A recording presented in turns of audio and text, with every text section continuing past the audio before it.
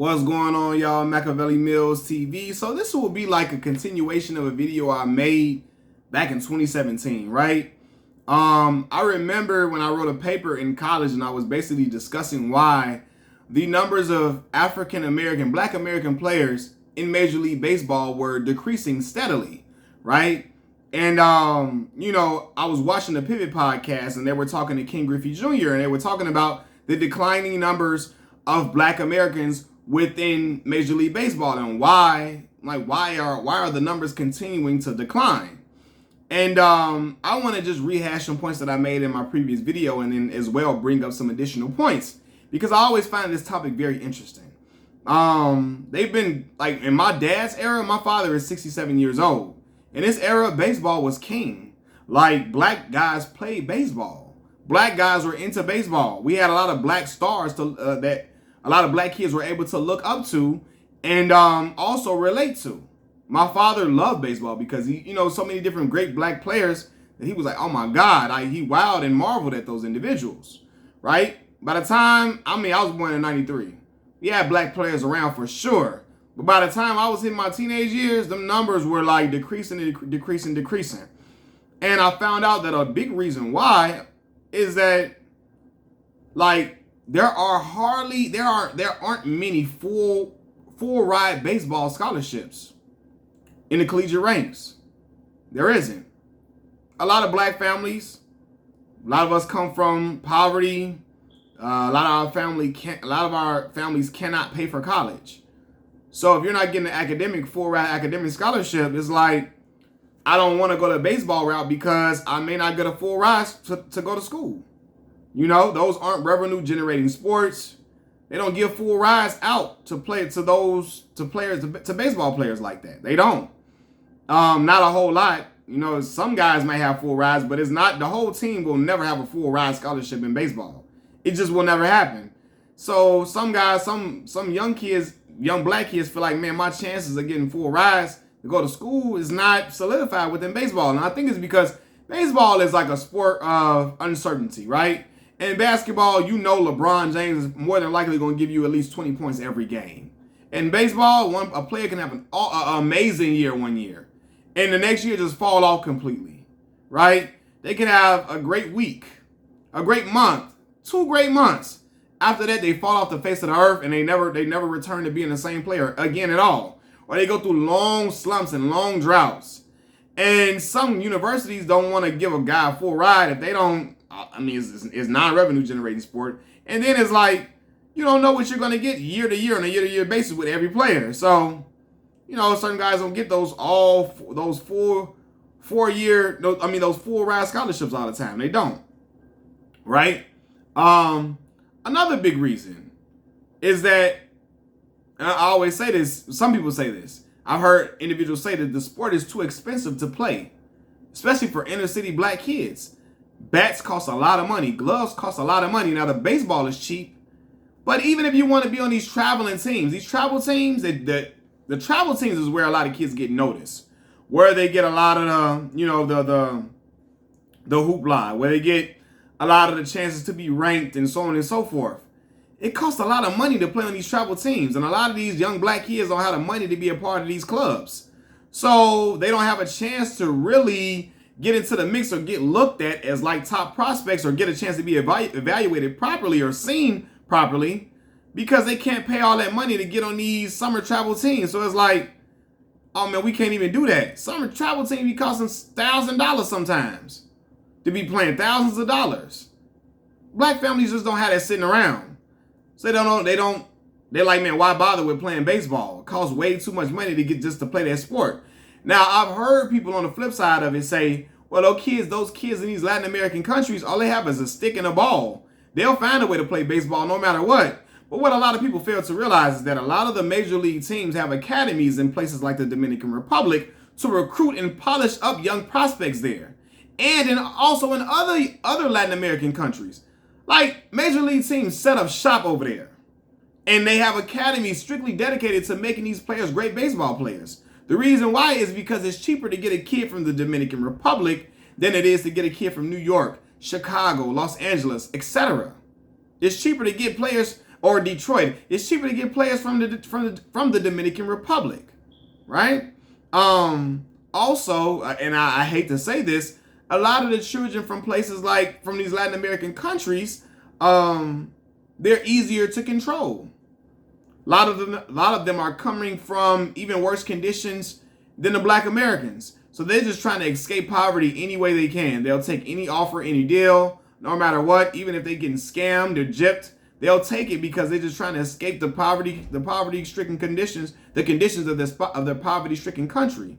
So they'll just take whatever. A Black American kid, even though he comes from some poverty in America, on America's soil, they'd be like, nah, man, I need more than that. I ain't taking that. So on and so forth. While the other players, they'll just be gracious to just be in America. And so they don't have a lot of pushback against certain things. People don't want to say that, but it's a real deal. It's a real thing. I heard Torrey Hunter speak on that as well.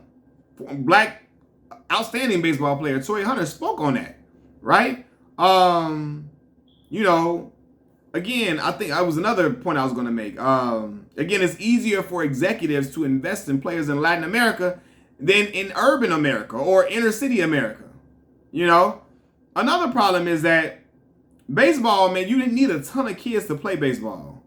8 to 10 kids who are really interested in playing baseball together. It's hard to even do that in the hoods of America. Chicago, Illinois, outside, and again, we had the Jackie Robinson Little League team up the street from me that did well, right? But outside a lot of those kids, it's hard to get young kids together to try to play baseball. They're not really enamored and clamoring to play a sport like baseball right now because it's a very slow sport. We're in a generation where we call it the microwave generation. Everybody wants things instantaneously. They don't want a slow paced game like this. It's a hard watch at home. You got to go to watch baseball in person to really enjoy the game, unless you're really a big fan of the game.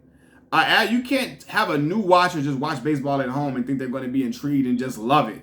Like, it's a hard watch. It's a hard sell on TV, right? So yeah, man, you don't have a whole lot of kids to play it. It's a slow-paced game. Kids like fast-paced games like football and basketball, right? And then there's a harder road to riches, a longer road to riches in a sport like baseball. You can get a whole lot of money in baseball, but you really don't get paid till after your first 5 years in the majors for real.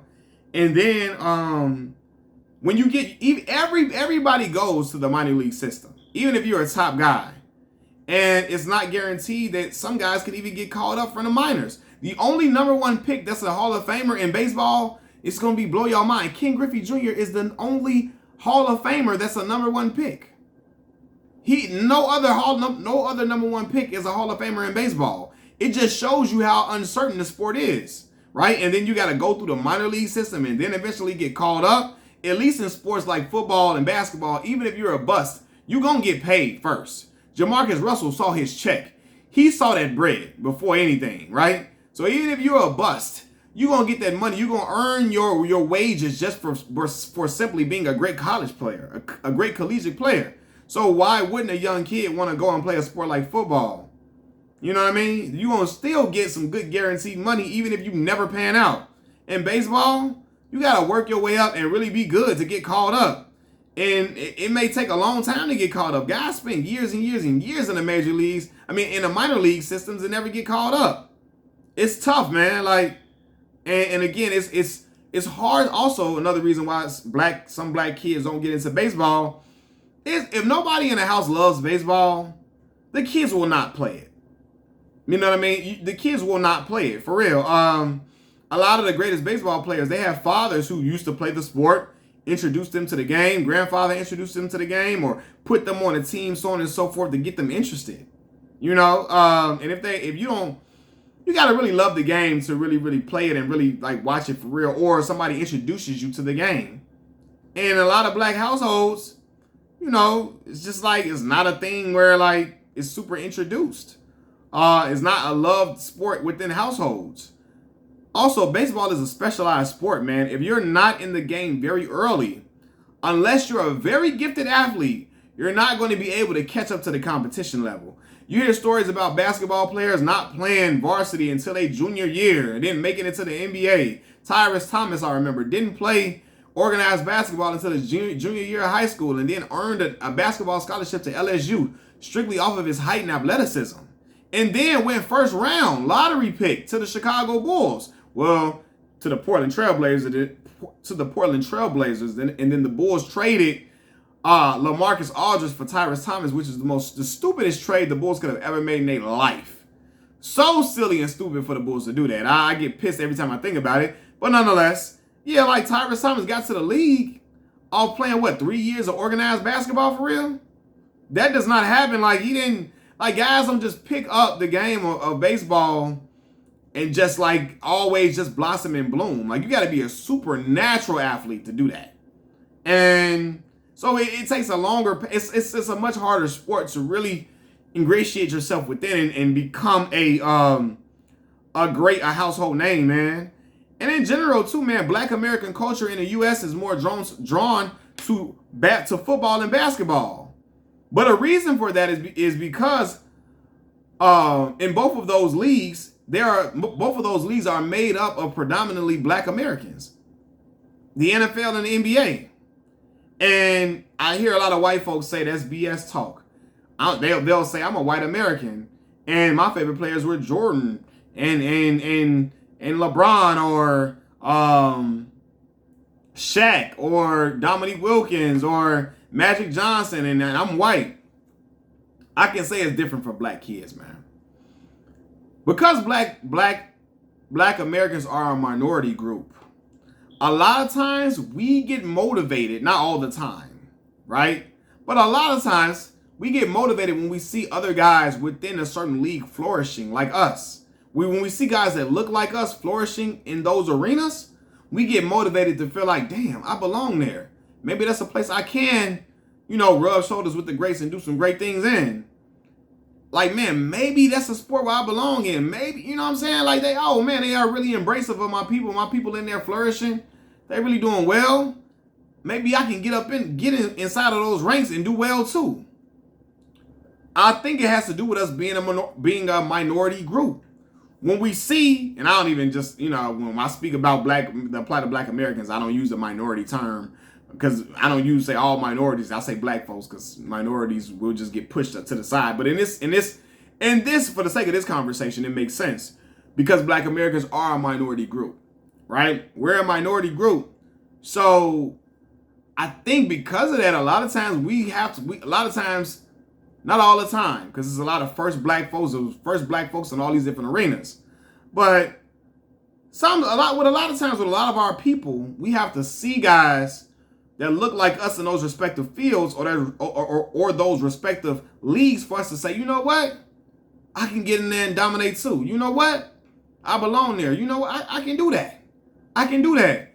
Which is why you just don't see a whole influx of Black hockey players.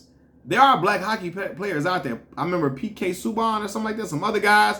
I think Popeye Jones' sons play in the NHL too, the National Hockey League. Popeye Jones used to play in the NBA. His sons play professional hockey. And some other Black players too, but it's not an abundance of us, which I think causes us not to just gravitate to the sport. Also to the fact that just hockey is just not popular in the United States like it is in like Canada and so on and so forth, right? But I do believe that if we saw a lot more Black players with a certain swag to them, an inner city swagger to them playing, it may encourage some Black kids to do that, right? I don't know, but Tiger didn't influence us though. I think about that too, but Tiger didn't influence us to go into golf. Maybe because Tiger just didn't have the inner city swagger. If he was like, if Tiger was out there like Tim Anderson with a swagger like that, a swagger like Ken Griffey Jr., if he had a swagger like Cam Newton or something like that, he had a swagger like LeBron or something like that out there with it, I think maybe it might have, because we may have feel like there's some inner city stuff, for us to be like, man, all right, man, that's one, he's of the fray like us. If we felt like Tiger was of our fray, was like came from the environments we came from, it probably would have been like, oh man, maybe so, I don't know. But golf is also another slow sport too, so I can't really say. But maybe, just maybe, if we seen more, it might have been a thing. I don't know though. I'm trying to wonder because Venus and Serena and them were great uh tennis players, but did it really influence black American girls to play tennis like that? I'm not sure. Maybe the sport is just not like those sports aren't loved within our households. But again, I think it would probably be more loved if we had a whole lot more of us in those sports. But somebody got to break the mold somehow. But those reasons I think is why a lot of black kids don't get into baseball that much. People within our households don't love it. Football and basketball is more fast paced. Baseball is so slow, which makes football and basketball more attractive. Full ride athletic scholarships are given for majority of the football and basketball teams. Baseball full rides are very rare. It's a longer road to riches playing baseball, even though you can get a lot of money. It's a longer and harder road to riches in that sport. The sport is more like in basketball, it's cheaper to play those sports. A lot of times the travel team, the gear is given to you, right? You just need a ball. That's it. And then the gear and the jerseys and uniforms, a lot of times is given to the kids. Even if you gotta pay, it's not a whole lot of money to pay for these uniforms, so on and so forth. The travel teams and the baseball bats and gloves cost a lot of money, right? And then I think that it's a lot of the league is fixated on having recruiting and polishing up talent in Latin American countries. That's where it is fixated at, and I think that can have an effect too. And what else? What else did I say? Yeah, that's pretty much everything that I said, man. So I think those are the reasons why we see a declining number in black Americans playing baseball and declining number in black Americans being within the Major League Baseball ranks. Now, we know there are black players, there are Latin players of African descent, for sure. We know that, but I'm speaking on black American players individually, like specifically. But we know there are black Latin players like of African descent, like Sammy Sosa and them, David Ortiz and them. They look like they named DeAndre from up the block. Until you hear them talking, you're like, oh my God, that's not my homeboy from up the street. They sound completely different, but they look like Sammy Sosa and them darker than me. David Ortiz darker than me. If his last name wasn't Ortiz, I would never knew he was from the Dominican. I would just think he was simply a black man from around the way from Chicago somewhere. But yeah, but those players are Latin. Those players are players from Latin America, who have African descent. They are Latin, but of African descent. But I'm strictly talking about black American players in this instance, and we're seeing a declining number of them. I'm hoping that, I ain't talking about his personal life, but the swagger and the great play of guys like Tim Anderson, it will influence other young black kids to try to play, to get into playing baseball and really pursue it. It's a lot of great money to be played in the sport. It's a really skilled sport. It's a great sport, for sure. Great American sport. But, a lot of kids are turned off to it. And I think also because there's a lack of there also is a lack of individuality in baseball. Let me not forget that before I get up out of here. Like, it's really it's like baseball has a country club of feel to it, right? There's a whole lot of unwritten rules. You're deterred away from having a whole lot of charisma. It's, oh my God, the bat flipping is looked down upon. These old school managers feel like everything has to be a certain way. Guys are shunned away from celebrations and so on and so forth. And so it's often guys feel like, I can be more myself in basketball and football, even though football get a lot of penalties for celebrations, but we see more individuality for sure, like with the celebration dances and dances after getting sacks, so on and so forth, after getting hard hits. Basketball, a whole lot of individuality is within that sport. So, just baseball does not have the fun appeal, even when, you can't really be an individual. People were giving Ken Griffey Jr. flack for wearing his hat backwards, right? Tim Anderson gets hell for bat flipping. Guys like, oh my God, don't you stare at the ball too long when you hit a home run. Just hurry up and run. Don't stare at it. Don't show any swagger. Don't do no smile and none of that. Like, oh, you're showing up the pitcher. Man, so what? He throwing that bullshit down here. I'm knocking it out the park. And now what? And I'm going to admire my work too.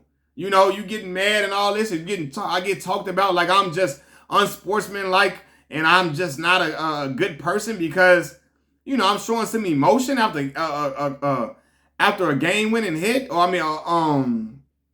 a walk-off home run or something like that. Are you for real? Right? Or I hit a clutch home run and I can't celebrate or have great emotion, or I can't get excited about it. Like, come on, man. I ain't feeling that. So some other kids say, man, you know what? We can't really have that much fun and individuality within baseball. They're probably a small number that's thinking on that level, but it's some kids that probably might feel like that. Like, man, it's not even a cool sport. When I say that individuality, baseball is not marketed as cool to kids. It's not, man. A lot of the players, like, think about it. Mike Trout is one of the best baseball players we've ever seen. He's calm, very low key. A lot of players, people wouldn't even know who Mike Trout was if they're walking down the street side by side him. They're walking side by side with him. They wouldn't even know who he is or what he looks like, right? And people applaud Mike for being that type of that ilk, for being a guy who is chill, reserved, not braggadocious, not having a whole lot of bravado, like a Bryce Harper, who gets a whole lot of flack for being over the top and they feel like too celebratory and so on and so forth. I remember Yasiel Puig had a lot of swag to him. A lot of the pitchers hated him and hated the bravado and the swagger and the charisma and the just the brashness that he played with. They hated it. So, yeah, man, I think people may look at that like, man, you know what? Because those things are shunned, baseball can't even market themselves as cool to the kids. Ain't no Allen Iverson type figure walking through Major League Baseball. Whether you think, you don't like whether you want your kid to be like Allen Iverson with tattoos and all that and cornrows or not, it was a cool factor about Allen Iverson when you saw him on that court, right? It's a cool factor about LeBron James. It's a cool factor about, it was a cool factor about Vince Carter, Tracy McGrady. It's a cool factor about guys like Damian Lillard, Kyrie Irving. It's a cool swagger to them brothers, man. Like, you be like, man, this dude here, man, it's a cool dude, man. This dude is cooler than penguin piss. Cooler than I'm for real. Them boys colder than a bit of baby mama, man. For real, man. Like, you look at him like, nah, bro. That's a cool dude, for real, man. Cooler than Chicago Winners by Lake Michigan. It's a different type of... Baseball can't even market themselves as cool like that. Seriously, man. Like, a lot of kids would see, like, the commercials like, man, I don't want to... Like, no. Like, if baseball had a player like Allen Iverson come through there, man, and he was playing like Shohei Ohtani, what's his name? Shohei? He was playing like, if he was playing great like Ken Griffey and he had the bravado of, Shohei Ohtani. If he had a bravado of an Allen Iverson playing like Ken Griffey, playing like Shohei, one of them playing like Mike Trout, with Allen Iverson appeal and swagger, what? Baseball would probably, oh my God, them old heads, them baseball aficionados, them baseball historians would lose their damn mind, fall out, cry, roll around in the ground. They'd dig a grave themselves and kill themselves if they ever would have see somebody like Allen Iverson walking and talking through their league like that, a black American dude with Allen Iverson swagger. Hell, even what's another dude that has like a crazy swagger? Gary Payton swagger about him. What? They'd be like, oh, hell no, man. We ain't having that up in here. We ain't having that. No, we ain't doing that. We ain't doing none of y'all dudes. We ain't having that James Harden swagger up in here. We ain't doing that Russell Westbrook swagger. We ain't having it, man.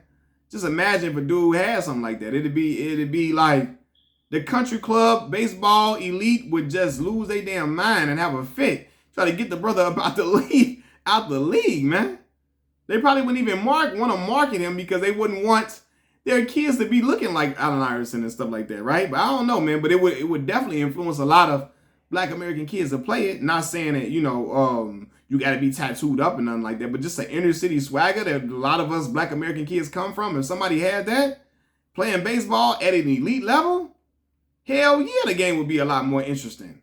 Especially if you play for my Chicago White Sox, like a Tim Anderson, you know. But yeah, man, Machiavelli Mills TV. Those are my thoughts on why the numbers of Black Americans in Major League Baseball is steadily decreasing. Machiavelli Mills TV. Y'all give me y'all opinion in the comment section below. Like the video. I'm out. Peace.